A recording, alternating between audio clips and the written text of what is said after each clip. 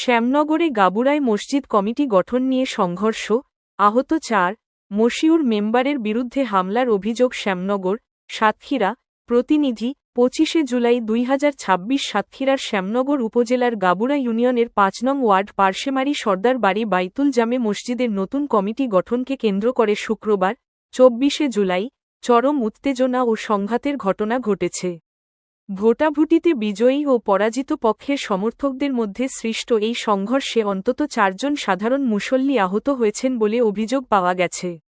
স্থানীয় সূত্রে জানা যায়, উক্ত মসজিদে বিগত প্রায় ১২ বছর ধরে একই সভাপতি দায়িত্ব পালন করে আসছিলেন। দীর্ঘদিন কমিটির মেয়াদ উত্তীর্ণ থাকায় স্থানীয় মুসল্লিদের দাবির মুখে নতুন কমিটি গঠনের উদ্যোগ নেওয়া হয়। এই লক্ষ্যে সার্বিক প্রক্রিয়া পরিচালনার জন্য আব্দুল ওহাব গাজী, মাজেদ শেখ, সলেমান সর্দার, নেছার গাজী ও রাজ্জাক সরকার এই ৫ সদস্যবিশিষ্ট একটি উপদেষ্টা কমিটি গঠন করা হয়। উপদেষ্টা কমিটির সার্বিক তত্ত্বাবধানে শুক্রবার শান্তিপূর্ণ পরিবেশে নতুন সভাপতি নির্বাচনের লক্ষ্যে ভোট গ্রহণ অনুষ্ঠিত হয়। গণনা শেষে প্রতিদ্বন্দ্বী প্রার্থী খোকন গাজী ৮৭ ভোট পেয়ে বিজয়ী হন এবং তার নিকটতম প্রতিদ্বন্দ্বী দা মশিউর রহমান পান ৫২ ভোট। অভিযোগ উঠেছে, নির্বাচন শেষে উপদেষ্টা কমিটি কর্তৃক আনুষ্ঠানিকভাবে প্রার্থীর নাম ঘোষণা করার পরপরই পরিস্থিতি উত্তপ্ত হয়ে ওঠে। প্রত্যক্ষদর্শী মুসল্লিদের দাবি, ফলাফল ঘোষণার সাথে সাথেই দা মশিউরের সমর্থকেরা উত্তেজিত হয়ে মসজিদের ভেতরেই বিজয়ী পক্ষের সমর্থক ও সাধারণ মুসল্লিদের ওপর হামলা চালায়। এই সময় তারা বেশ কয়েকজন মুসল্লিকে জোরপূর্বক মসজিদ থেকে বের করে দেন। হামলায় খালিদ গাজী, মেহেদি হেলাল গাজী, মুকুল গাজী ও শামীম গাজী সহ অন্তত ৪ জন আহত হন। স্থানীয়রা আহতদের উদ্ধার করে প্রাথমিক চিকিৎসার ব্যবস্থা করেন।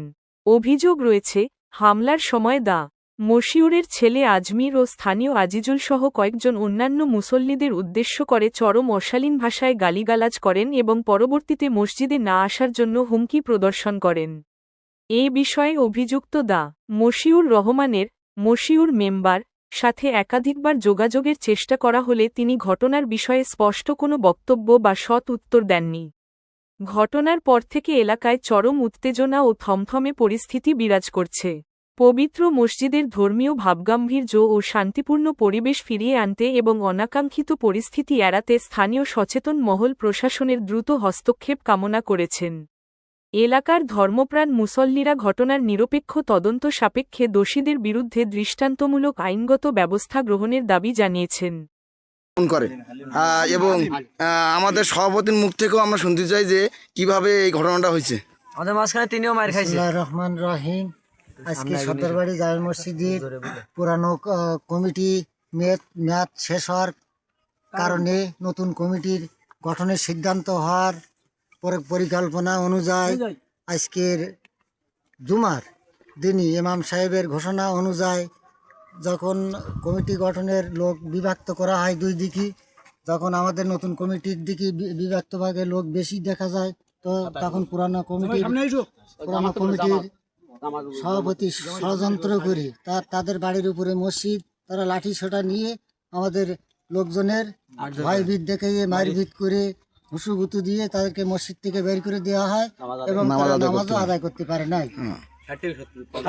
এই জন্য আমরা বাংলাদেশ সকল নাগরিকের কাছে উদাত্ত আহ্বান জানাবো যে আজকে আমরা ৭০ জন লোক আমরা ওই মসজিদে জুমার নামাজ আদায় করতে পারিনি। এটা খুব দুঃখজনক যে মুসলিম কান্ট্রিতে এরকম নজিরবিহীন ইতিহাস হয়নি।